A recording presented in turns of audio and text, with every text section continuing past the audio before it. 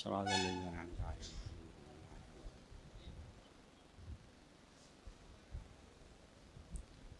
لا حول ولا قوة إلا بالله العلي العظيم.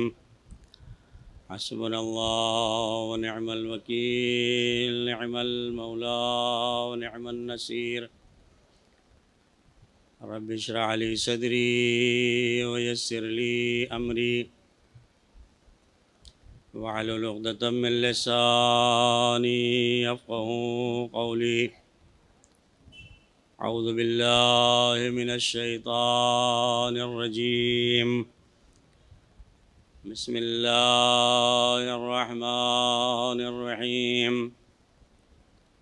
الحمد لله الذي هدانا لهذا وما كنا لنهتدي لولا أن هدانا الله.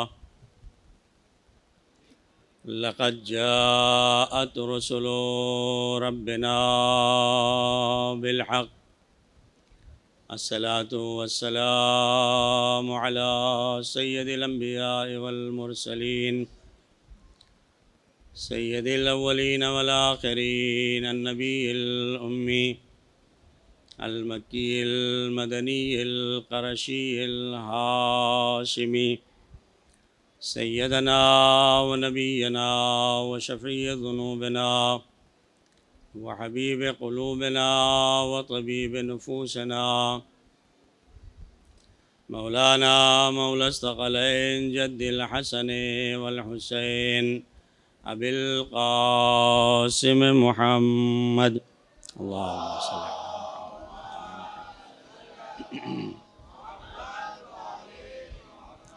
وعلى أهل بيته الطيبين الطاهرين المعصومين المظلومين، ولعنة الله على أعدائهم أجمعين من الآن إلى قيام يوم الدين. أما بعد، فقد قال الله تعالى في كتابه المبين وهو أصدق الصادقين وقوله الحق. بسم الله الرحمن الرحيم. قل إن كنتم تحبون الله فاتبعوني يحببكم الله. صلوات پڑھیں محمد و آل محمد.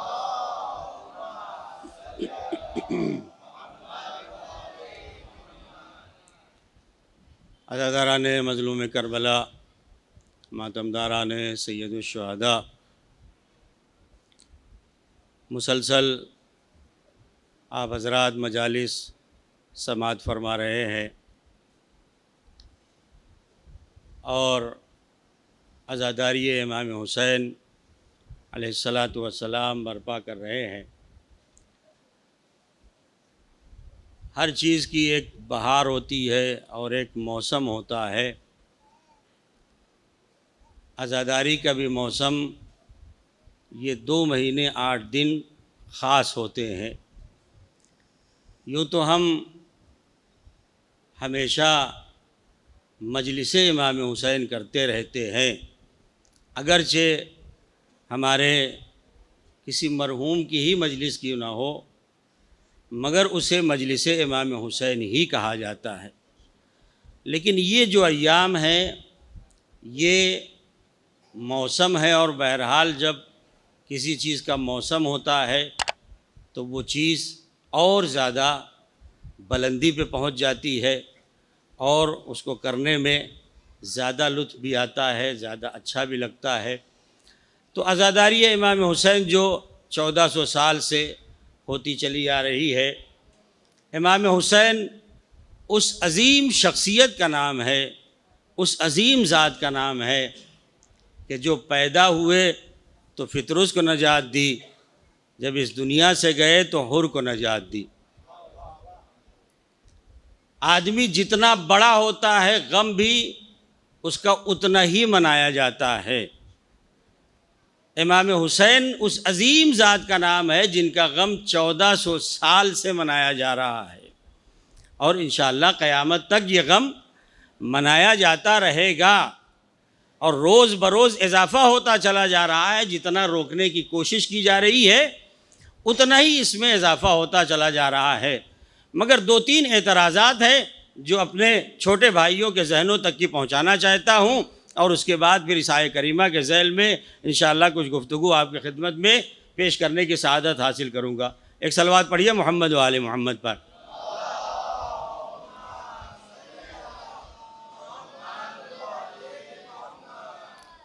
امام کی عزاداری 1400 سال سے ہو رہی ہے، اور اعتراض کرنے والا کہتا ہے کہ آپ 1400 سال ہو گئے ایک ہی ذکر کیے چلے جا رہے ہیں کہ کربلا میں امام حسین شہید ہو گئے، یزید نے شہید کر دیا، اب اس ذکر کو بند کر دیجئے، کوئی دوسرا ذکر کیجئے۔ کب تک کہ یہی ذکر آپ کرتے رہیں گے؟ اس کا جواب بہت آسان سا ہے کہ بھائی آپ کب تک اذان میں اشہد ان لا الہ الا اللہ کہتے رہیں گے؟ 1400 سال ہو گئے اشہد ان لا الہ الا اللہ کہتے ہوئے۔ ظاہر ہے جب سے پیغمبر نے اعلان رسالت کیا، ہمیں بتایا، ہم سارے کے سارے مسلمان اشہد ان لا الہ الا اللہ ہر اذان میں کہہ رہے ہیں، تو اب بند کر دیجئے۔ کہتے نہیں صاحب یہ تو بند نہیں ہوگا۔ ہم نے کہا کیوں نہیں بند ہوگا؟ کہا اس لیے کہ جب تک صنم قدوں میں بت رہیں گے، توجہ کریے گا، جب تک صنم قدوں میں بت رہیں گے تب تک اشہد ان لا الہ الا اللہ ہم کہتے رہیں گے۔ بس ہم بھی یہی کہتے ہیں، جب تک ظالم اور ظالم کے طرفدار رہیں گے ہم حسین کا ذکر کرتے رہیں گے۔ صلوات پڑھیے محمد و آل محمد پر۔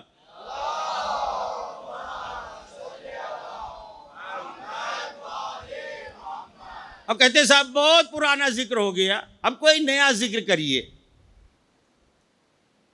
کوئی نیا ذکر لائیے۔ ہم کہتے جتنا پرانا ذکر ہوا ہے اتنا ہی پرانی آپ کی ایک عادت ہے۔ توجہ کریں گے، جتنا پرانا یہ ذکر ہے اتنی پرانی آپ کی ایک عادت ہے۔ کہ کون سی عادت ہے؟ ہم نے کہا جب سے یہ ذکر ہو رہا ہے، جب سے آپ اس کو روکنے پہ تلے ہیں، پہلے آپ اپنی عادت بدلیے، پھر ہم سے کہیے کہ کچھ نیا کریے۔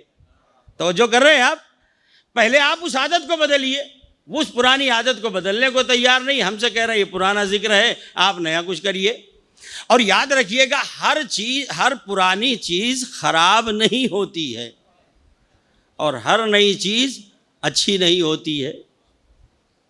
اچھا اس کو برعکس کر لیا جائے کہ ہر نئی چیز اچھی نہیں ہوتی ہے اور ہر پرانی چیز خراب نہیں ہوتی ہے، دونوں معاملہ ہے۔ مسئلہ اچھے یا خراب ہونے کا نہیں، نئے یا پرانے ہونے کا نہیں ہے، مسئلہ یہ ہے کہ اچھی چیز کیا ہے، خراب چیز کیا ہے۔ اگر پرانی ہے تو اسے اپنانے کے لائق ہے، اچھی ہے تو، اور اگر خراب ہے تو اسے چھوڑ دینے کے لائق ہے۔ اب اگر آپ اسی پہ مزید ہے کہ نہیں صاحب یہ ذکر بہت پرانا ہو گیا ہے، اب کوئی نیا ذکر کرنا چاہیے، ہمارا سوال یہ ہے کہ سورج ہزاروں سال سے چمک رہا ہے، تو پہلے وہاں جا کے کہیے پروردگار اب کوئی نیا سورج نکال، دیکھتے دیکھتے زمانہ ہو گیا ہے۔ آپ متوجہ نہیں ہیں، دیکھتے دیکھتے ہم پریشان ہو گئے، یہی سورج روز نکلتا ہے، یہی غروب ہوتا ہے، تو پروردگار کوئی نیا سورج نکلنا چاہیے۔ نہیں، آواز دیں گے کہ صاحب سورج بھلے ہزاروں سال پرانا ہے مگر جب نکلتا ہے تو روشنی دیتا ہے۔ توجہ کریے گا، سورج نکلتا ہے تو روشنی دیتا ہے۔ ہم کہتے ہیں عزاداری بھلے 1400 سال پرانی ہے مگر جب بھی فرش عزا بچھتا ہے یہاں سے علم کا نور بڑھتا ہے، یہاں سے دنیا بھی ملتی ہے، آخرت بھی ملتی ہے۔ صلوات پڑھیے محمد و آل محمد پر۔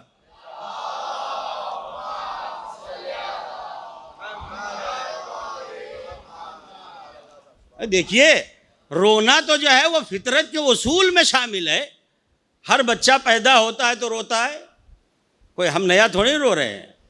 اور قرآن نے بھی جو ہے رونے کے لیے زیادہ کہا ہے، ہنسنے کے لیے کم کہا ہے۔ قرآن کہتا ہے ہنسو کم رو زیادہ، تو رونا جو ہے وہ بچپن سے انسان کو ہے، چاہے یہ کمال کی بات یہ ہے کہ چاہے وہ بچہ رونے والوں کے گھر میں پیدا ہو یا مخالفین کے گھر میں پیدا ہو۔ عام حالات میں بچے کو اگر کوئی رلا دے تو آدمی مارنے کے لیے تیار ہو جائے گا، جھگڑا کرنے کے لیے تیار ہو جائے گا، لیکن بچہ جب پیدا ہوتا ہے اور اگر وہی بچہ روتا نہیں ہے، ڈاکٹر 2 ہاتھ پیٹھ پہ مارتا ہے، ماں باپ خوشی سے دیکھتے ہیں. کیوں بھیا آپ خوش کیوں ہیں؟ کہنے لگے اس لیے کہ جب تک بچہ روئے گا نہیں، جب تک زندہ نہیں سمجھ میں آئے گا، زندہ نہیں مانا جائے گا. ہم بھی یہی تو کہتے ہیں، رونا زندگی کی علامت ہے، رونا زندگی کی علامت ہے. اور ایک بہت پرانا اعتراض ہے جو ہمیشہ ہوتا رہتا ہے، اور کمال کی بات یہ ہے، ایک بہت مشہور خطیب کا ایک جملہ ہے کہ عید کی نماز ہوتی ہے، کبھی آپ کو پرچہ نہیں نکلتا ہوا ملے گا. کہ صاحب یہی ایک نماز تھوڑی نا کہ اتنی پبلک آ رہی ہے. بقرعید کی نماز ہوتی ہے، پوری مسجد بھری ہوئی ہوتی ہے، قربانی کی جاتی ہے، مگر کبھی بھی ایک پرچہ بھی نہیں نکلتا کہ صاحب یہ قربانی آپ کر رہے ہیں تو باقی اور چیزوں کو بھی تو اپنائیے. لیکن جیسے ہی جلوس نکلا، جیسے ہی مجلس ہوئی، ویسے ہی لوگوں کو نماز بھی یاد آنے لگتی ہے، روزہ بھی یاد آنے لگتا ہے. بس یاد رکھیے، جو چیز نماز کو یاد دلا دے اسے ذکر حسین کہا جاتا ہے. صلوات پڑھیے محمد و آل محمد پر.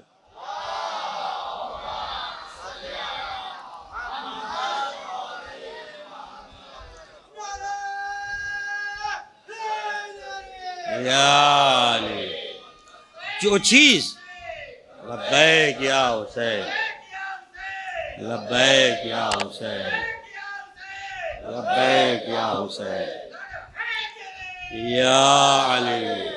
جزاک اللہ. مولا آپ سبھی کو سلامت رکھے.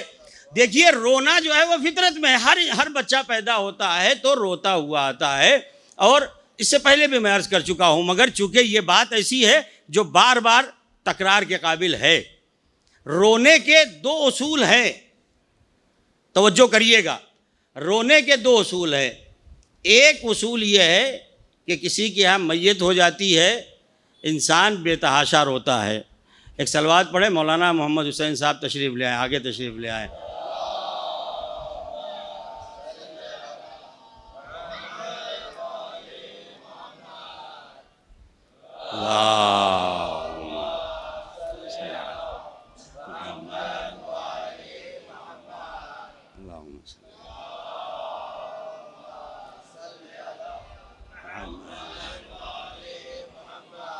رونے کے 2 اصول. پہلا اصول یہ ہے کہ کسی کے یہاں میت ہو جاتی ہے تو انسان بے تحاشا روتا ہے. یہ وہ چیز ہے جو ہمارے اور آپ کے سامنے رہتی ہے، بے تحاشا روتا ہے. لیکن جب زیارت والا دن آتا ہے، تیجا سوم جو بھی کہا جاتا ہے، یہاں زیارت کا لفظ استعمال ہوتا ہے، تو اس دن جو رونا ہوتا ہے وہ کم ہو جاتا ہے. جتنا اس دن آدمی رو رہا تھا اس دن اتنا زیارت والے دن نہیں روتا ہے. اس کے بعد جب 40واں آ جاتا ہے تو اب رونا اور کم ہو جاتا ہے.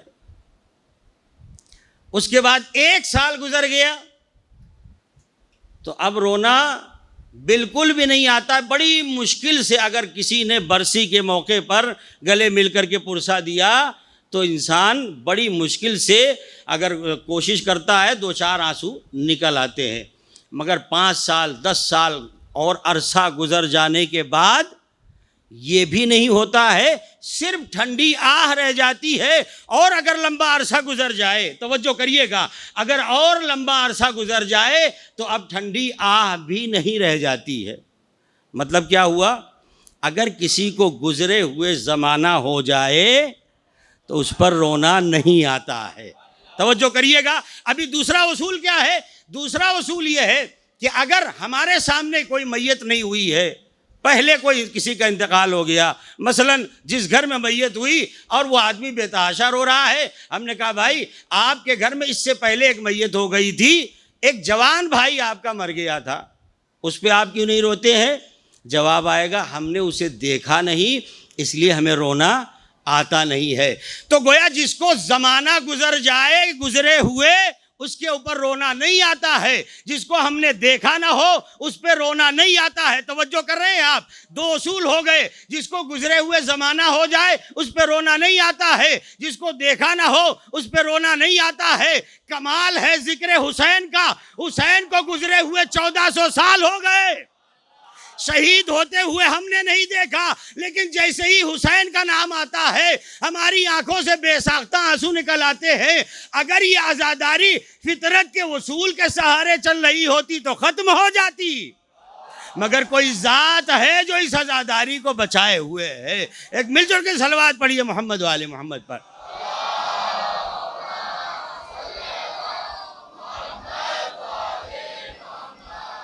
اس عزاداری کو کوئی ذات ہے کہ جو بچائے ہوئے ہے۔ آپ ذرا توجہ کریے گا، یہ تو دنیا کا ایک قانون ہے کہ ہر انسان اپنے اس محسن کو یاد کرتا ہے کہ جس نے احسان کیا ہے، قوم کے لیے کوئی احسان کیا، وطن کے لیے کوئی احسان کیا ہے، کوئی قربانی دی ہے، انسان اسے یاد کرتا ہے۔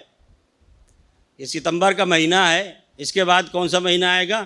اکتوبر کا، اور ہمارا خیال 2 اکتوبر کو گاندھی جینتی منائی جاتی ہے نا؟ 2 اکتوبر کو گاندھی جینتی منائی جاتی ہے۔ تو گاندھی جینتی جو منائی جاتی ہے، کیوں منائی جاتی ہے صاحب؟ کا اس لیے کہ گاندھی جی نے ہندوستان کے لیے بہت بڑی قربانی دی، اور یقیناً قربانی دی۔ ہر ہندوستانی کو فخر بھی ہونا چاہیے اور منانا بھی چاہیے۔ لیکن ہندوستان سے آپ ذرا باہر نکلیے، امریکہ میں چلے جائیے، تو کیا گاندھی جینتی وہاں بھی منائی جائے گی؟ نہیں منائی جائے گی، اس لیے کہ گاندھی جی نے ہندوستان کے لیے قربانی دی ہے، امریکہ کے لیے نہیں قربانی دی ہے۔ ایران چلے جائیے، وہاں پہ امام خمینی کی یاد منائی جاتی ہے، ولادت کے اعتبار سے، وفات کے اعتبار سے۔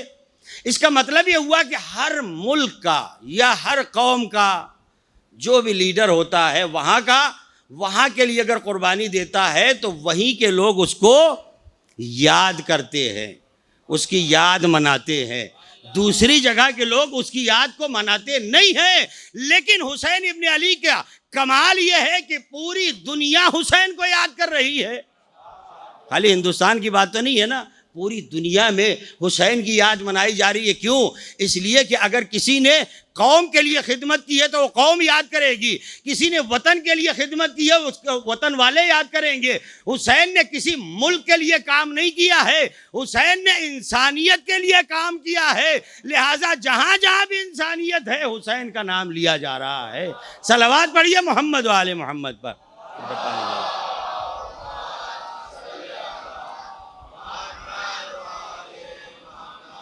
ایک اور صلوات پڑھیے محمد و آل محمد۔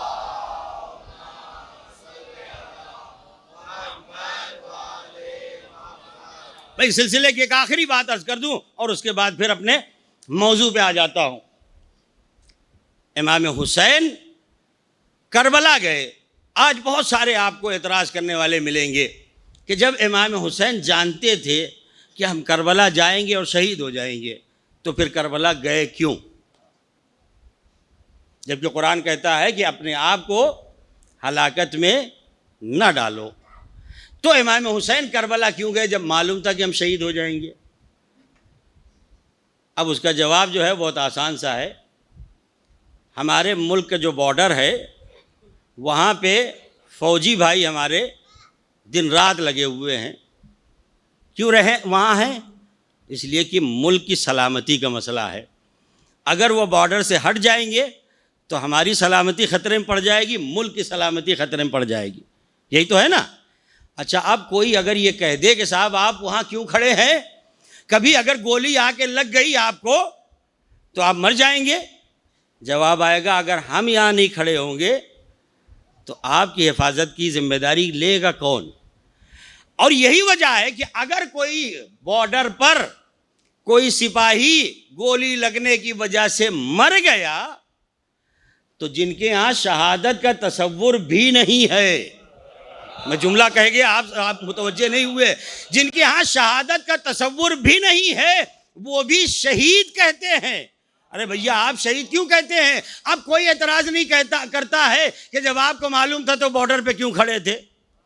سب کہتے ہیں نہیں وہاں ہونا ہی چاہیے تھا ورنہ دشمن حملہ کر سکتا ہے، اگر وہ حفاظت نہیں کریں گے تو ہماری سلامتی خطرے میں پڑ سکتی ہے۔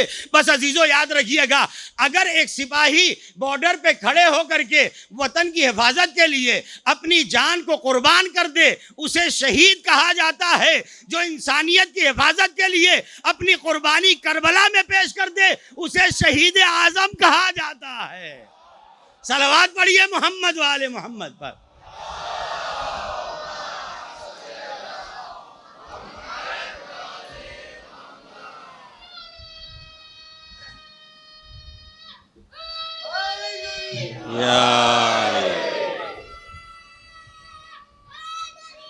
یا علی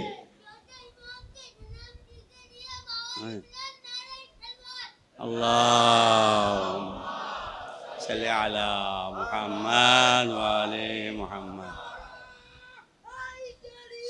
یا علی، چوتھے امام کی خوشنودی کے لیے ایک باوجہ بلند صلوات پڑھیں محمد وآل محمد پر۔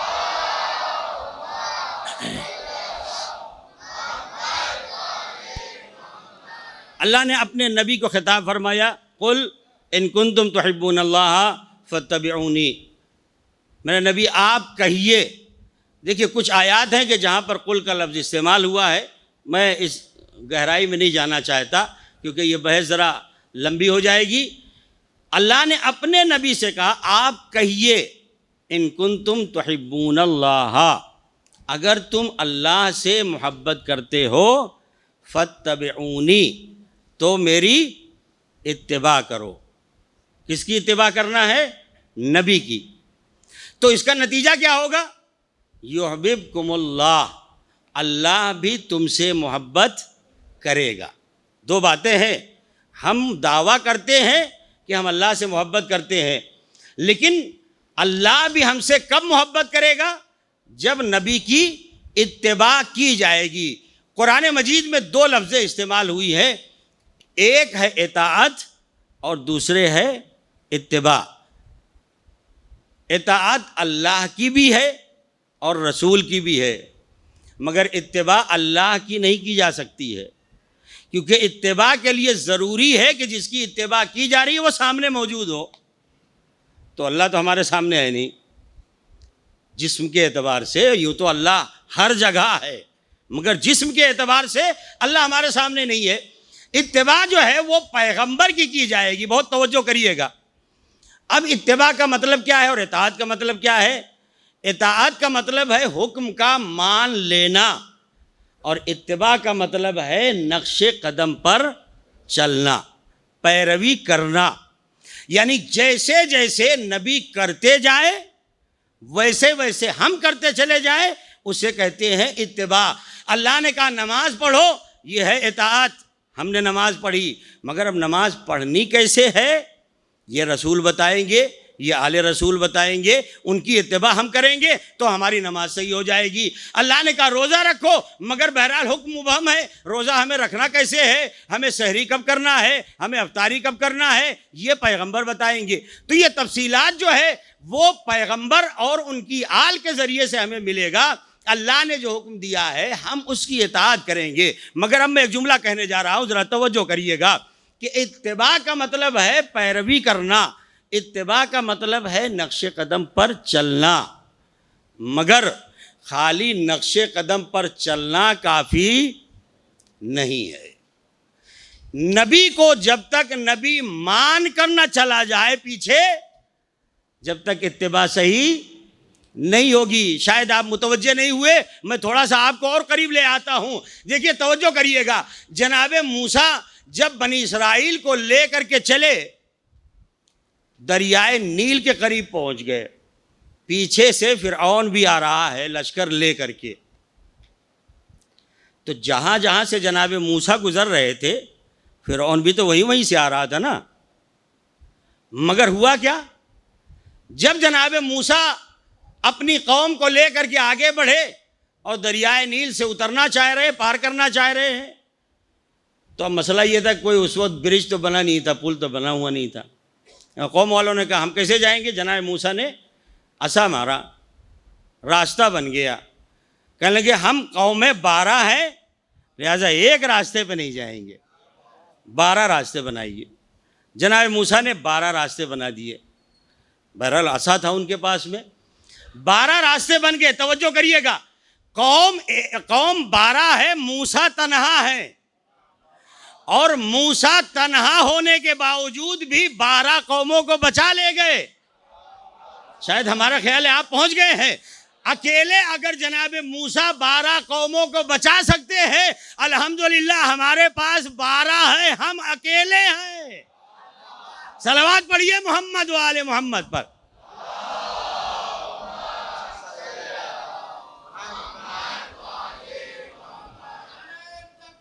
اللہ اکبر، یا رسول اللہ، یا علی، یا علی، اللہم صلی علی محمد و آل محمد۔ بھئی جناب موسیٰ نکل گئے قوم کو لے کر کے، اور فرعون آیا، اسی دریائے نیل میں ڈوب گیا۔ اچھا یہ بھی آپ کو معلوم ہے کہ فرعون جو تھا وہ خدائی کا دعویٰ کرتا تھا، پھر یہ دریا میں کیوں ڈوبا؟ کوئی اور سزا دینی چاہیے تھا، کہیں اور مرتا، دریا میں کیوں مرا، دریائے نیل میں کیوں مرا؟ وہ بھی آپ کو معلوم ہے کہ ایک مرتبہ ایسا ہو گیا تھا کہ قید پڑ گیا تھا اور بارش نہیں ہو رہی تھی، تو جو بھی فرعون کو ماننے والے تھے وہ فرعون کے پاس آئے، حضور آپ پانی کیوں نہیں برسا رہے ہیں؟ کہا ہم تم سے ناراض ہیں۔ تو جو گروہ آیا تھا وہ واپس چلا گیا، کہا اچھا ٹھیک ہے بھائی۔ 2-4 دن کے بعد پھر سے آئے لوگ اور کہا حضور آپ تو پانی برسائیے، جانور مرے جا رہے ہیں، کھیت سوکھے جا رہے ہیں۔ کہا نہیں ہم پانی نہیں برسائیں گے، ہم تو تم سے ناراض ہیں۔ جب تیسری مرتبہ لوگ آئے اور جواب یہی ملا، اور لوگوں نے کہا ٹھیک ہے آپ ناراض ہیں تو اپنے گھر رہیے، ہم کسی اور کو اپنا خدا بنا لیتے ہیں۔ تو فرعون کے سمجھ میں آیا کہ یہ تو خدائی خطرے میں پڑ گئی ہے۔ تو فرعون نے کہا اچھا ٹھیک ہے سب لوگ میدان میں جمع ہو جاؤ۔ میدان میں جمع ہوئے۔ فرعون جانتا تھا کہ میں نقلی خدا ہوں، لہٰذا اصلی والے خدا کے سامنے سجدے میں گیا، اصلی والے خدا کے سامنے سجدے میں گیا اور انگشت شہادت بلند کر کے کہتا ہے پروردگار تو جانتا ہے کہ میں جھوٹا خدا ہوں۔ کتنا یقین ہے فرعون کو۔ ہم اور آپ دعا مانگتے ہیں تو ہم بار بار یہ جملہ کہتے ہیں کہ ہم اور آپ دعا مانگتے ہیں تو ٹرائی کرتے ہیں کہ ہو سکتا ہے ہو جائے قبول، ٹرائی نہیں ہے۔ اللہ کے ہاں جب دعا کریے، اللہ سے مانگیے تو یقین رکھ کر کے مانگیے کہ اللہ دے گا۔ اگر فرعون کو دے سکتا ہے تو ہمیں کیوں نہیں دے گا؟ ہم تو اللہ کو ماننے والے ہیں۔ اچھا فرعون نے دعا مانگ لی اور اتنا یقین تھا، اتنا بھروسہ تھا، قوم والوں سے کہا جاؤ ہم بارش برسانے والے ہیں، اپنے اپنے گھروں کو چلے جاؤ، اور بارش ہو گئی۔ اس کے بعد جبرائیل آ گئے انسانی لباس میں، اور فرعون کے پاس میں آنے کے بعد کہا کہ ہمارے بہت سارے غلام ہیں، ان غلاموں میں سے میں نے ایک غلام کو ممتاز قرار دیا، خزانوں کی چابیاں دے دی، اس کو بڑا بنا دیا، مگر وہ مجھ سے ہی سرکشی کرنے لگا ہے، میری ہی مخالفت کرنے لگا ہے، مجھ سے دشمنی کرتا ہے، میرے دشمنوں کو دوست سمجھتا ہے اور میرے دوستوں کو دشمن سمجھتا ہے، بتاؤ کیا کیا جائے؟ فرعون نے کہا ایسے غلام کو دریائے نیل میں ڈبا دینا چاہیے، ایسے غلام کو دریائے نیل میں ڈبا دینا چاہیے۔ جبرائیل نے کہا حضور ایسا ہے کہ اس کو ذرا کاغذ پر لکھ کر کے دیجئے، لکھ کر کے دیا، اس کے بعد اپنی مہر بھی مار دی۔ اب جب دریائے نیل میں فرعون ڈوبنے لگا تو ایک مرتبہ آواز دی پروردگار یہ مجھے دریا میں ہی کیوں ڈبایا؟ اللہ نے کہا یہ سزا میں نے نہیں اپنے لیے تو نے خود تجویز کی تھی، اس لیے کہ میں نے تجھے بڑا بھی بنایا، بادشاہ بھی بنایا، مگر میرے ہی سامنے خدائی کا دعویٰ کر بیٹھا۔ ایک صلوات پڑھیے محمد و آل محمد پر۔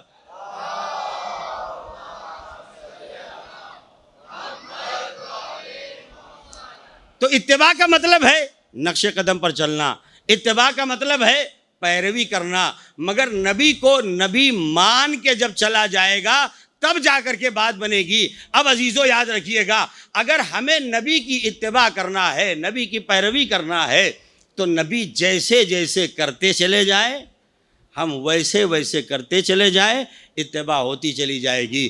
اگر نبی کسی کو اپنے دوش پہ سوار کرے تو ہم اس کا تعزیہ اپنے سر پہ رکھیں۔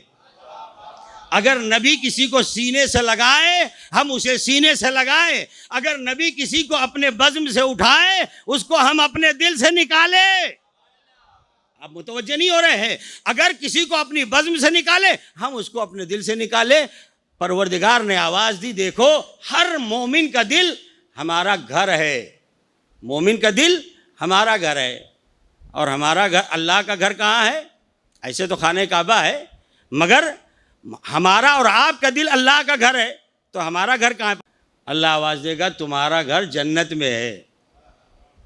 بس سیدھی سی بات ہے، ہمارا دل اللہ کا گھر اور ہمارا دل جو ہے اللہ کا گھر ہو گیا۔ اب ہمارا گھر کہاں ہے؟ جنت میں ہے۔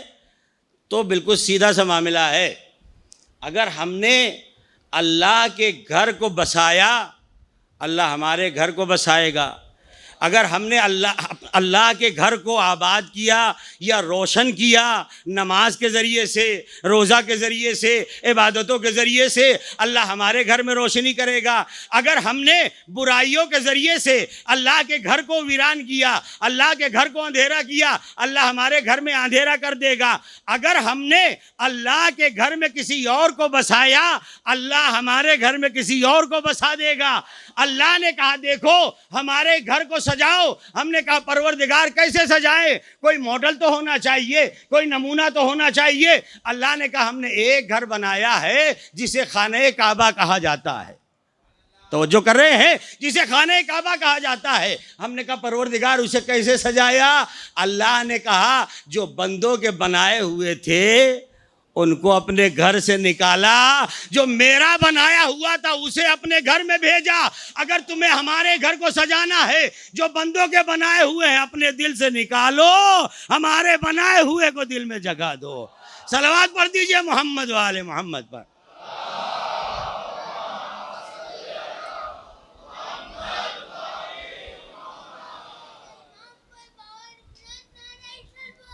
اللہ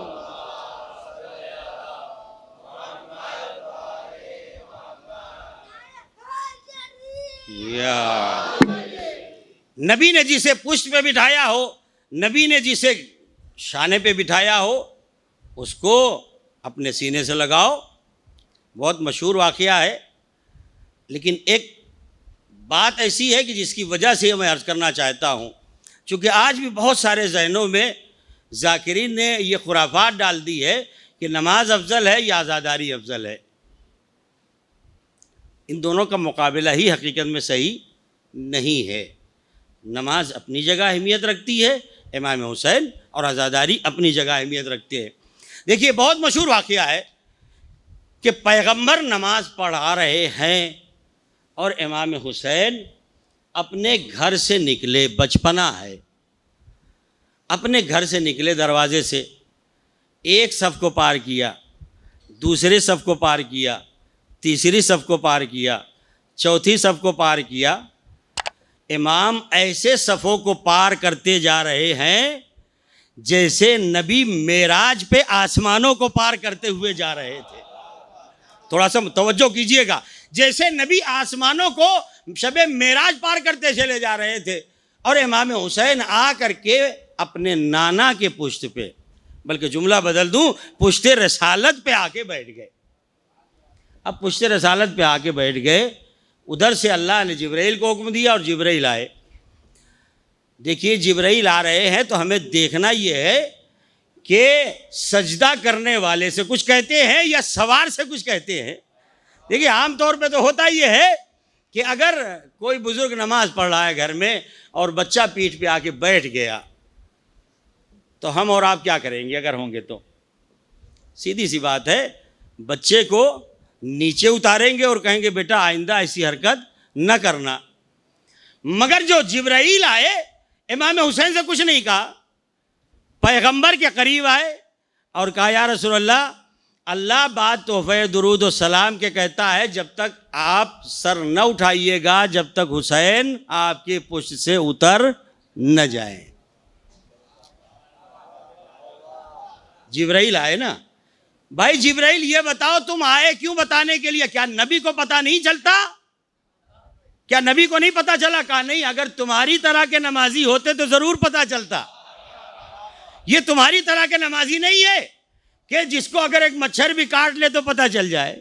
ہمارا اور آپ کا تو یہی عالم ہے نا کہ اگر ایک مچھر بھی کاٹ لے تو ہمیں پتہ چلتا ہے. لیکن یہ نمازی وہ نہیں ہے کہ جس کے پشت پہ حسین آ کے بیٹھ جائے تو رسول کو پتہ چل جائے. لہٰذا جبرائیل آئے بتانے کے لیے. ہم نے کہا اچھا ٹھیک ہے، تو آپ اگر آئے ہیں ابھی بتانے کے لیے تو بعد میں بھی آئیے گا جب اتر جائے. لیکن جبرائیل چھوڑ کے چلے گئے. بہت توجہ کیجئے گا. اب جبرائیل نے آ کے بتا دیا کہ حسین آپ کے پشت پہ بیٹھے ہوئے ہیں، اور جب تک اتر نہ جائے آپ سجدے سے سر نہ اٹھائیے گا. نبی کو پتہ نہیں ہے، کسی کو یقین نہ آتا ہو کہ یہ کیسے ہو گیا، نبی کو پتہ کیسے نہیں چل سکتا ہے. تو آج کی مناسبت سے جملہ عرض کر دوں، جس کا وسیع، جس کا جانشین ایسا ہو کہ نماز کی حالت میں شیطان اژدہا بن کر کے انگوٹھا چباتا رہے، امام کو خبر بھی نہ ہو، اس کے نانا کو کیسے پتا چلے گا؟ صلوات پڑھ دیجئے محمد والے محمد پر.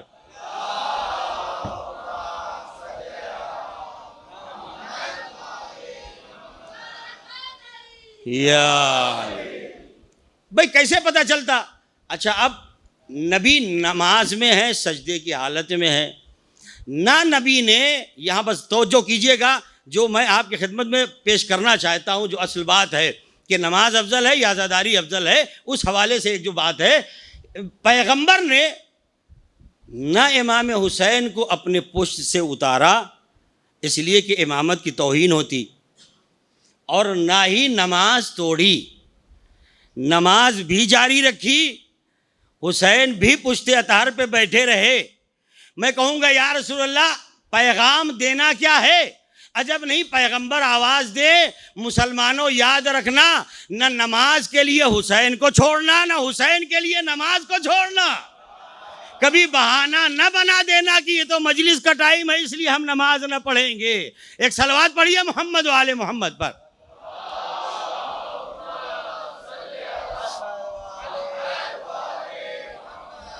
اچھا، اب نبی سجدے کی حالت میں ہے، اور اب چونکہ جبرائیل تو بتا کے گئے نا، پہلے تو نہیں معلوم تھا مگر جبرائیل بتا کے گئے. نبی کریم ذکر پڑھتے چلے جا رہے ہیں، سبحان ربی الاعلی و بحمدہ، اور بار بار خیال آ رہا ہے کہ حسین پشت سے اترے یا نہیں اترے. پروردگار، یہ ماجرا کیا ہے کہ نبی کی زبان پہ ذکر تیرا ہے اور ذہن میں خیال حسین کا ہے. اللہ بتانا چاہتا ہے میرے نبی، تمہاری نماز کی معراج یہ ہے کہ زبان پہ ذکر میرا رہے، ذہن میں خیال حسین کا رہے.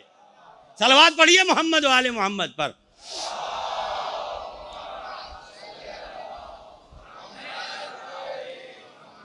اب نبی نے کتنی بار سبحان ربی الاعلی و بحمدہ کہا؟ 70 بار، ہے نا؟ 70 بار ہی تو کہا. بھئی 3 ہی بار کہنا چاہیے تھا، مگر نبی ذکر بڑھاتے چلے گئے، ذکر بڑھاتے چلے گئے، یہاں تک 70 بار ہو گیا. یا رسول اللہ، یہ ذکر اتنا طولانی کیوں ہے؟ کہ یہاں بھی ایک پیغام ہے، ایک میسج ہے. میسج کیا ہے؟ کہ جہاں بھی حسین آ جائے عبادت میں اضافہ ہوتا ہے، عبادت میں کمی نہیں ہوتی ہے.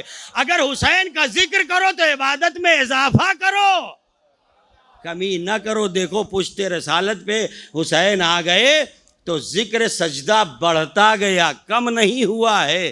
تو عزادارو، کبھی یہ خیال نہ کرنا کہ امام حسین کی مجلس ہے تو ہم جلدی نماز پڑھ لیں یا ہم بعد میں نماز پڑھ لیں. نہیں، بہت مشہور جملہ ہے، عزاداری ہر وقت، نماز بر وقت. صلوات پڑھیے محمد والے محمد پر.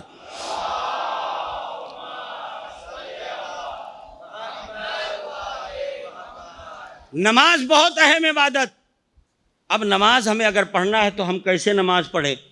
ظاہر ہے اس کے لیے نبی کا سامنے ہونا ضروری ہے، کہ جب نبی سامنے ہوں گے تبھی ہم دیکھ کے پڑھ سکتے ہیں کہ نبی کیسے پڑھ رہے ہیں. مگر ہمارے اور آپ کے سامنے نبی نہیں ہے ابھی. یا رسول اللہ، آپ ہماری نگاہوں سے اوجھل ہو جائیں گے، تو کوئی ایسا مقرر کر کے جائیے کہ جس کو دیکھ کر کے لوگ اتباع کریں اور نماز سیکھیں. عجب نہیں، نبی آواز دے، گھبراؤ نہیں، ہمارے بعد 12 ایسے ہوں گے جن کی نماز کو دیکھ کے ہماری نماز یاد آ جائے گی. اب ہم نے مختصر میں جملہ کہہ دیا، ورنہ آپ کو معلوم ہے کہ جب عرصے کے بعد مولائے کائنات نے نماز پڑھائی تو ایک صحابی نے کہا آج ہمیں رسول کی نماز یاد آ گئی. معلوم یہ ہوا کہ جس کو دیکھ کر کے، جس کی نماز کو سن کر کے رسول کی نماز یاد آ جائے، یقیناً نبی کا جانشین وہی ہوتا ہے، نبی کا خلیفہ وہی ہوتا ہے. تو عزیزو، نماز بہترین عبادت، سب سے بڑی عبادت کا نام ہے، اور ہمیں نماز پڑھنا ہے. پیغمبر نے جو نماز سکھائی وہ ہم نے کتنی سیکھی یہ اپنی جگہ بات ہے، بڑے اختلافات ہیں. حالانکہ کمال کی بات یہ ہے کہ نبی نے یہ تک بتایا کہ پیجامہ کیسے پہننا ہے، کھڑے ہو کے پہننا ہے کہ بیٹھ کے پہننا ہے. نبی نے یہ تک بتایا کہ سونا کیسے ہے، داہنے کروٹ سونا ہے کہ بائیں کروٹ سونا ہے. وہ نبی کیا نماز کا صحیح طریقہ بتا کے نہ گیا ہوگا؟ وضو کا صحیح طریقہ نہیں بتا کے گیا ہوگا؟ یقیناً جو نبی چھوٹی چھوٹی بات بتا کے گیا، وہ نبی ان ساری چیزوں کو جو اہم ترین عبادت ہے اسے کیسے چھوڑ سکتا ہے؟ لیکن بہرحال اختلاف ہے نماز میں. اب نماز کی جو بات ہے تو بہرحال بہت اہم ترین عبادت ہے. الصلاۃ عمود الدین، نماز دین کا ستون ہے. الصلاۃ معراج المومن، نماز مومن کی معراج ہے. ظاہر اتنی اہم عبادت ہے تو پروردگار اگر ہم نماز پڑھنا چاہتے کیسے پڑھیں؟ آئیے ذرا ہم جو نماز پڑھتے ہیں نا اس کو ذرا ہم آپ کے سامنے تھوڑا سا پیش کرتے ہیں. انشاءاللہ بہترین انداز سے آپ سنیں گے تو جو ہم وضو کرتے ہیں، نماز پڑھتے ہیں، وہ شاید ہم کو تھوڑا اور لطف زیادہ آئے گا. ایک صلوات پڑھیے محمد و آل محمد پر.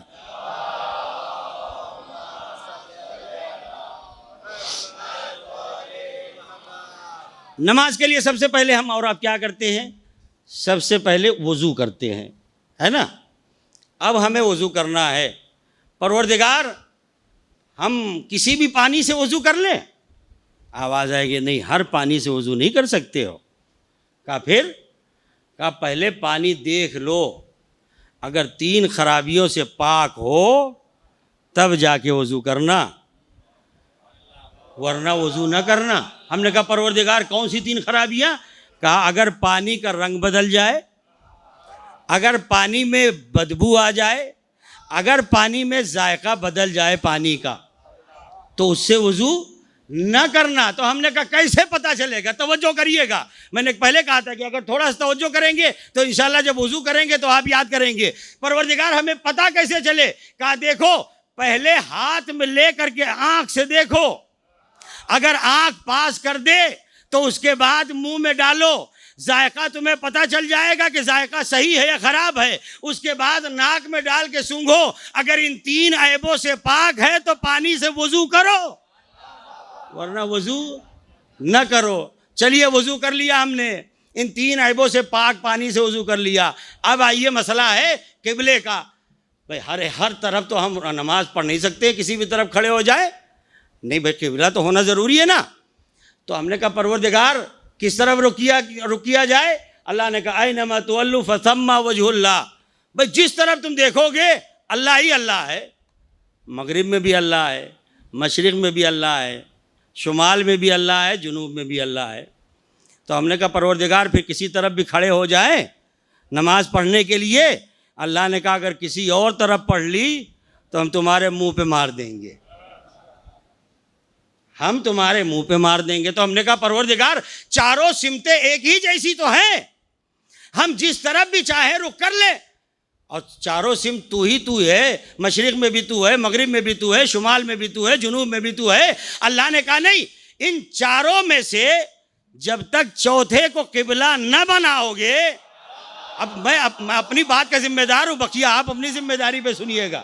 جب تک چوتھے کو قبلہ نہ بناؤ گے، 3 سمتوں کو چھوڑو گے نہیں، چوتھے کو قبلہ نہ بناؤ گے، میں نماز قبول نہ کروں گا. صلوات پڑھیے محمد و آل محمد پر.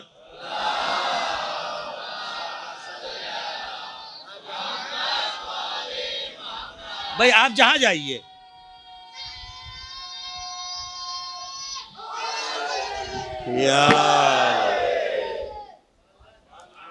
آپ جہاں بھی جائیے گا الگ الگ جگہ پہ الگ الگ سمتیں ہوں گی. یہاں مغرب کی طرف قبلہ ہے، ہو سکتا ہے کہیں مشرق کی طرف بھی ہو سکتا ہے کہیں شمال کی طرف بھی ہو سکتا ہے کہیں جنوب کی طرف بھی ہو. بہرحال یہ سمت بدل جاتی ہے. تو چاروں سمت میں ہم کہیں بھی کسی بھی طرف، یہاں کم سے کم ہندوستان کی ہم بات کر رہے ہیں، کسی بھی طرف کھڑے ہو کے نماز نہیں پڑھ سکتے ہیں. ہمیں ایک کو قبلہ بنانا ہی پڑے گا، پھر جا کے ہماری نماز صحیح ہوگی. اب ہم کھڑے ہو گئے اور ہم نے نماز کی نیت کر لی اور اس کے بعد کہا اللہ اکبر. یہ تکبیرۃ الاحرام جو کہا جاتا ہے، جو کانوں تک کی ہاتھ ہم اور آپ اٹھاتے ہیں، اس کا مطلب کیا ہے؟ گویا ہم نے ساری چیز سے ہاتھ اٹھا لیا ہے. یہی تو مطلب ہے. اب ہم نے ساری چیز سے ہاتھ اٹھا لیا ہے. اب اس کے بعد سورہ شروع کیا، بسم اللہ الرحمن الرحیم الحمدللہ رب العالمین الرحمن الرحیم مالک یوم الدین ایاک نعبد و ایاک نستعین. یہاں تک کہ جو بھی ہے وہ سب پروردگار کی تعریف ہے. دیکھیے بالکل آسان سا طریقہ ہے. کوئی بھی سائل جب آپ کے یہاں آئے گا تو پہلے تعریف کرے گا، اللہ آپ کے بچوں کو سلامت رکھے، اللہ آپ کے رزق میں برکت دے. اگر بغیر کہے اور آپ سے مانگ لے کہ لاؤ 5 روپیہ، ہے کوئی دینے والا؟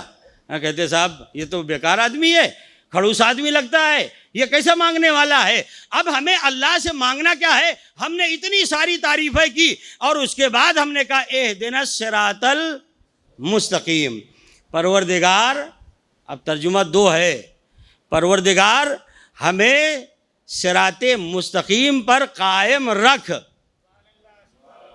ہمارا اور آپ کا ترجمہ یہی ہے، پروردگار ہمیں صراط مستقیم پر قائم رکھ. اور ایک ترجمہ ہوا ہے کہ جس میں ترجمہ یہ کیا جاتا ہے پروردگار ہمیں صراط مستقیم پر لگا. مولانا کرا صاحب مرحوم کا ایک بہت بہترین جملہ ہے. وہ فرماتے تھے کہ ایک ددیال والا ترجمہ ہے، ایک ننیال والا ترجمہ ہے. اب کیسے کہہ دیا جائے کہ کون سا ترجمہ صحیح ہے کون سا ترجمہ غلط ہے؟ ہاں اتنا ضرور کہا جا سکتا ہے جس کو مل گیا ہے وہ قائم رہنے کی دعا کر رہا ہے، جس کو نہیں ملا ہے وہ صراط مستقیم پہ لگنے کی دعا کر رہا ہے. صلوات پڑھیے محمد و آل محمد پر.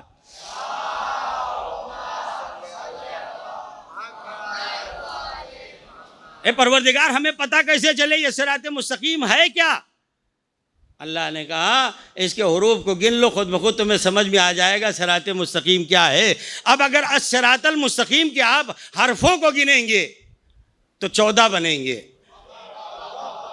اب اگر میں گنانے جاؤں گا تو بات لمبی ہو جائے گی، آپ بعد میں شمار کر لیجئے گا، مگر سواد کو 2 مرتبہ شمار کیجئے گا، اس لیے کہ بہرحال تشدید ہے. الصراط المستقیم جب آپ شمار کریں گے تو 14 بنتے ہیں. گویا پروردگار کہہ رہا ہے جو 14 والا راستہ ہے وہی صراط مستقیم ہے. اس راستے پہ چلو گے تو صراط مستقیم. اچھا یہیں پہ پروردگار سورہ ختم کر دے؟ کہا نہیں، اس کے آگے بھی ہے. صراط المستقیم کہہ دیا ہم نے، اہدنا الصراط المستقیم، اس کے بعد صراط الذین انعمت علیہم. پروردگار ان لوگوں کا راستہ جن پہ تو نے اپنی نعمتیں نازل کی ہیں.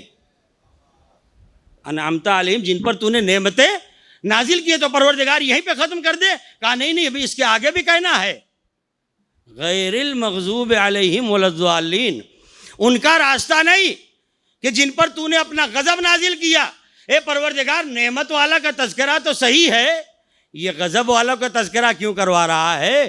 کہا دیکھو دونوں چیزیں اس میں ہے. جب تم نے نعمت والا کا تذکرہ کیا تو تولا ہے، جب غضب والوں کا تذکرہ کیا تو یہ تبرہ ہے. جب تک تولا اور تبرہ نہ ہوگا ہم نماز ہی قبول نہ کریں گے. صلوات پڑھ دیجئے محمد و آل محمد پر.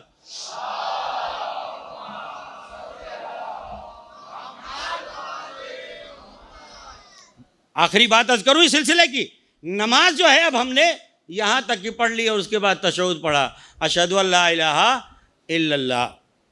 پروردگار بس یہیں پہ تشہد روک دیا جائے؟ اللہ کہتا نہیں، نماز میں جب تک اشہد ان محمدن عبدہ ورسولہ نہیں پڑھو گے نماز قبول ہی نہیں ہوگی. اے پروردگار یہ تو تیری نماز ہے، پھر اس میں بندے کا کیا کام؟ کہا نہیں، جس بندے کی وجہ سے نماز قائم ہے جس بندے نے نماز پہنچائی ہے اس کا نام تو تمہیں لینا ہی پڑے گا۔ اب ہم نے نام لے لیا اور اس کے بعد ہم نے کہا پروردگار اب یہیں ختم کر دے، کہا نہیں، جب تک صلوات نہ پڑھو گے ہم نماز کو قبول ہی نہیں کریں گے۔ اس لیے کہ امام شافعی نے بھی کہا جس نماز میں محمد و آل محمد پر درود نہ ہو وہ منہ پہ مار دی جاتی ہے۔ اب کیسے ماری جاتی ہے یہ آپ سمجھیے گا، لیکن اس سے زیادہ ہم تفصیل میں نہیں جا سکتے ہیں۔ منہ پہ مار دی جاتی ہے، گویا اگر محمد و آل محمد پر صلوات نہیں ہے تو نماز قبول نہیں ہوگی۔ ایک صلوات پڑھ دیجئے محمد و آل محمد پر۔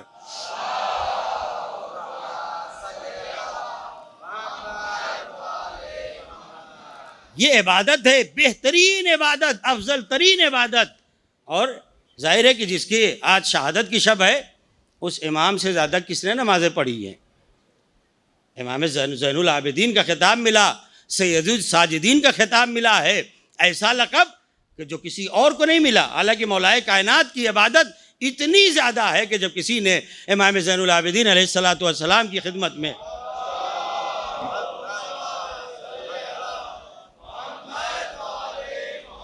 آ کر کے کہا تھا کہ مولا آپ اتنی عبادت کیوں کرتے ہیں؟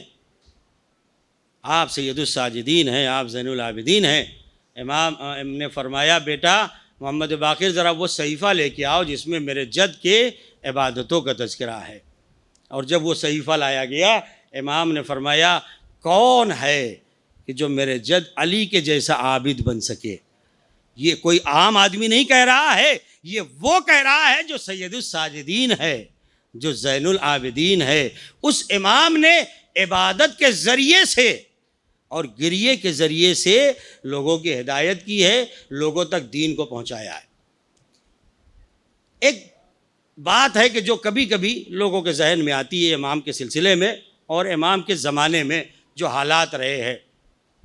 امام حسین کی شہادت کے بعد جب امام مدینہ تشریف لے آئے ہیں تو چونکہ محمد حنفیہ جو مولائے کائنات کے فرزند ہیں، بزرگ تھے، عمر میں بڑے تھے، لہٰذا کچھ لوگوں نے یہ کہا کہ آپ بڑے ہیں لہٰذا آپ امامت کے حقدار ہیں اور ہم آپ کو امام ماننے کے لیے تیار ہیں، اور کچھ لوگوں نے ماننا بھی شروع کر دیا۔ یہاں غلط فہمی یہ ہے کہ کچھ لوگوں کو یہ لگتا ہے کہ شاید جناب محمد حنفیہ نے امامت کا دعویٰ کیا تھا۔ امامت کا دعویٰ کیا نہیں ہے، کیونکہ ایک دو مقامات ایسے ہیں جہاں جناب محمد حنفیہ نے صرف اس لیے یہ بات کہی تاکہ چاہنے والوں کو یہ پتہ چلے کہ امام ہے کون۔ آپ ذرا متوجہ رہیے گا، بہت سے ماننے والے ہو گئے، تو جب ماننے والوں کی تعداد بڑھ گئی اور یہ ہوا کہ آپ دعویٰ کر دیجئے کہ امام ہم ہیں، جناب محمد حنفیہ نے کہا نہیں، امامت کا حق میرا نہیں ہے، بھلے عمر میں بڑا ہوں مگر امامت کا حق سید سجاد کو ہے۔ لیکن لوگ نہیں مان رہے تھے۔ حج کا موسم تھا، ایک مرتبہ جناب محمد حنفیہ اپنے چاہنے والوں کو لے کر کے آئے اور صرف بتانا یہی تھا کہ واجب الاطاعت امام ہے کون۔ لہذا لے کر کے آئے اور امام سے کہا کہ بیٹا سید سجاد، ہم تم سے بزرگ ہیں، ہم تم سے بڑے ہیں، لہذا امامت کا حق میرا ہے، تم دعویٰ امامت کیوں کر رہے ہو؟ امام نے فرمایا چچا عمر کے اعتبار سے آپ بزرگ ہیں، احترام ضروری ہے، مگر امامت کے اعتبار سے میری اطاعت آپ کے اوپر ضروری ہے۔ آپ نے غور کیا؟ میری اطاعت آپ کے اوپر ضروری ہے، عمر کے حساب سے آپ میرے چچا ہیں، عمر کے اعتبار سے آپ بزرگ ہیں، میں آپ کا احترام کروں گا، مگر امام میں ہوں۔ تو کہا کہ اگر آپ امام ہیں تو کوئی دلیل دیجئے۔ امام نے کہا بے شک، اگر تم دعویٰ کر رہے ہو تمہیں بھی دلیل دینا چاہیے، میں دعویٰ کر رہا ہوں مجھے بھی دلیل دینا چاہیے۔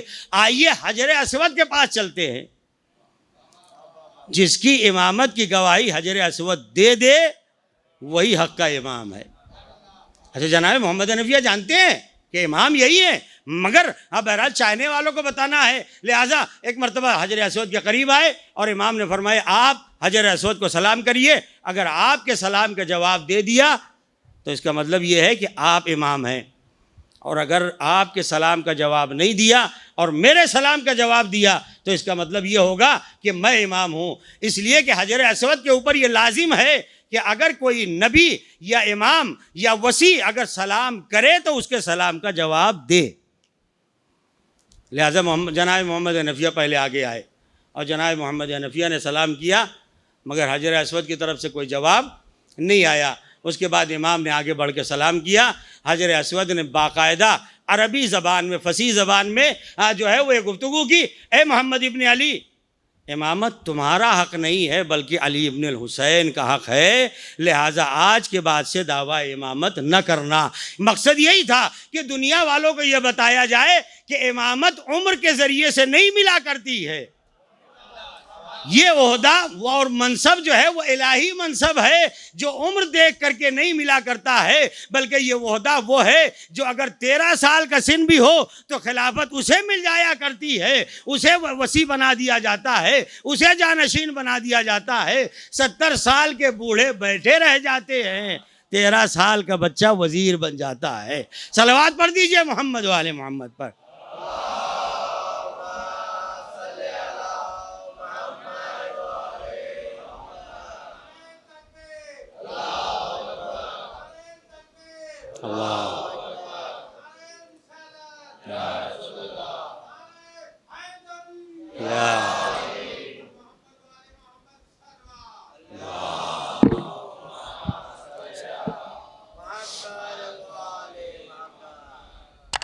عزیزو، بات کو میں نے مکمل کر دیا.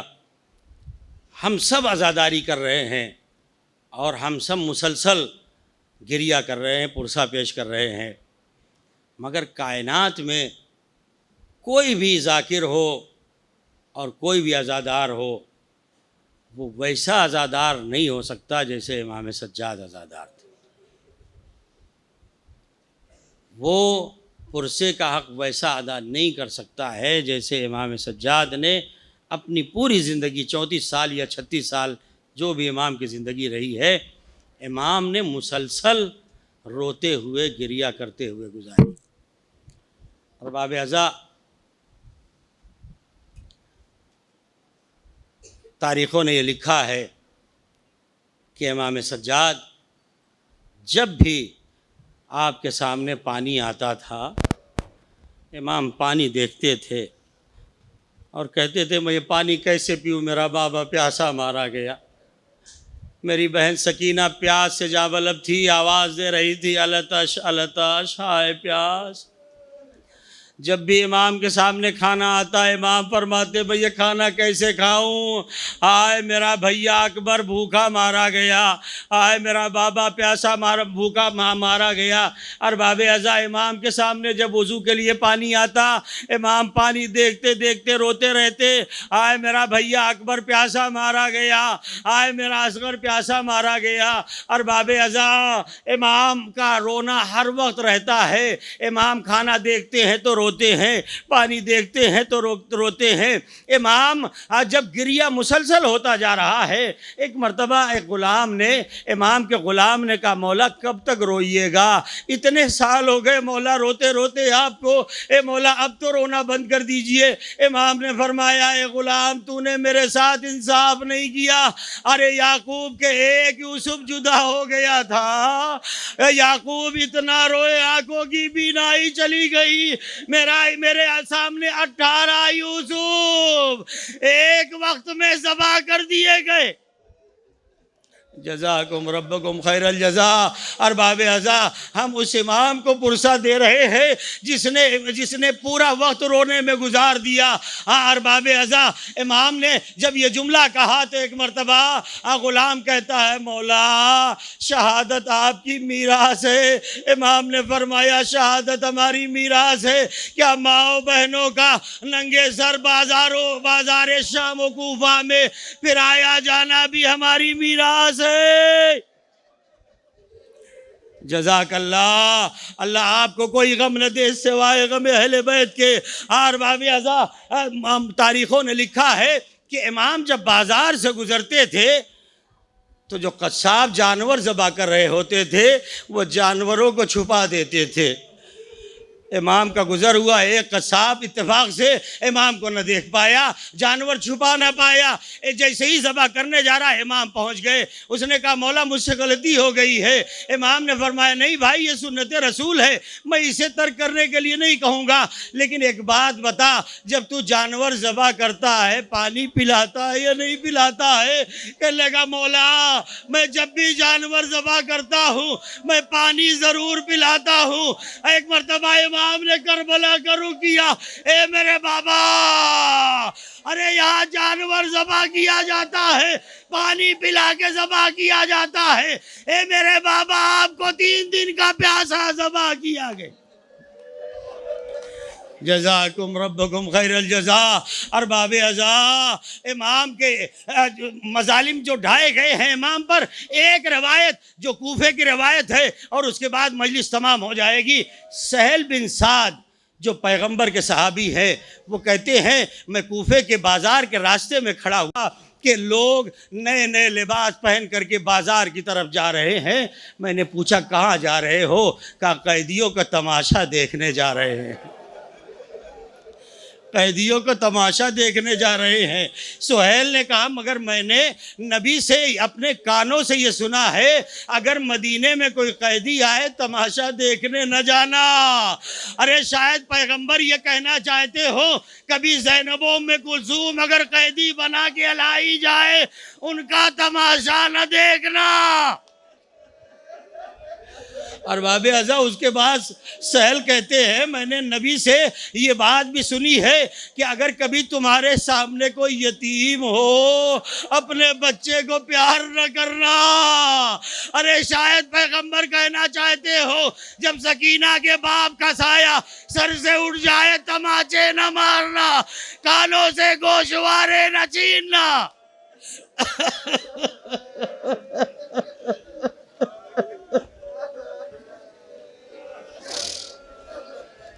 جزاکم ربکم خیر الجزا۔ ارباب ازا سہل کہتے ہیں میں تھوڑا سا آگے بڑھا، ایک دکان کے پاس کھڑا ہوا تھا، میں نے دیکھا کچھ سواریاں آنے لگی، ان سواریوں کے اوپر جو بیویاں بیٹھی ہے بے مخنو چادر ہے، بیویاں اپنے بالوں سے اپنے چہروں کو چھپائے ہوئے ہے، ہاتھ پسے گردن بدھے ہوئے ہے۔ ارباب ازا اب جملہ سنیں گے، ارے صاحب دل ہے۔ ارباب ازا ذرا سنیے گا۔ ایک مرتبہ سہل کہتے ہیں میں نے دیکھا کہ جو عورتیں اوپر تماشائی بنی ہوئی دیکھ رہی تھی انہوں نے انگارے پھینکنا شروع کیا، آگ کے ٹکڑے پھینکنا شروع کیا، اور وہ آگ کے انگارے کبھی بیویوں کے سر پہ آ کے گرتے ہیں، کبھی ہاتھ پہ آ کے گرتے ہیں۔ سہیل کہتے ہیں میں نے دیکھا اسی درمیان میں ایک جوان و نہیب بھی ہے جس کے سر پہ پھٹا سا امامہ ہے، جس کے سر پہ پھٹا سا امامہ ہے۔ ایک مرتبہ ایک انگارہ آ کر کے اس نہیب کے سر پہ گرا، بال جلنے لگے، امامہ جلنے لگا۔ سہیل کہتے ہیں میں یہ سوچ رہا تھا آخر جوان آگ کے انگارے کو ہٹا کیوں نہیں رہا ہے، امامہ بھی جل رہا ہے، بال بھی جل رہے ہیں۔ کہتا ہے میں مجمع کو چیرتا ہوا قریب آیا، میں نے کیا منظر دیکھا، اس جوان و نہیب کے ہاتھوں میں ہتھکڑیاں ہے، پیروں میں بیڑیاں ہے، گلے میں توغل پڑا ہوا ہے۔ عالم یہ ہے کہ گلے سے خون جاری ہے۔ جزاکم ربکم خیر الجزا۔ بس 2 جملے مجلس تمام ہے، سنیں گے آزادارو۔ سہیل کہتے ہیں کہ میں نے جب ذرا غور کیا تو میں نے کیا دیکھا کہ جو خاردار توق گردن میں پڑا ہے اس کی وجہ سے گردن کا گوشت گل چکا ہے، امام کے گردن کی ہڈیاں نظر آ رہی ہے۔ ایک مرتبہ سہیل کہتے ہیں اے قیدی یہ بتا تو رہنے والا کہاں کا ہے؟ اے قیدی تو رہنے والا کہاں کا ہے؟ قیدی نے کہا میں مدینے کا رہنے والا ہوں۔ جیسے ہی سہل نے مدینے کا نام سنا، ایک مرتبہ سہل کہتے ہیں اے قیدی، کیا تو میرے آقا حسین کو بھی جانتا ہے؟ ارے قیدی کی چیخ نکل گئی، آواز دی، اے بھائی یہ بتا تو آقا حسین کو کیسے جانتا ہے؟ کہا میں نے آقا حسین کو بھی اپنے آغوش میں کھلایا ہے، میں نے ان کے بیٹے سجاد کو بھی ہاتھوں میں کھلایا ہے۔ امام نے پوچھا اے بھائی یہ بتا کیا تو سید سجاد کو پہچانتا ہے؟ کہا بھائی قیدی کیسی بات کرتے ہو؟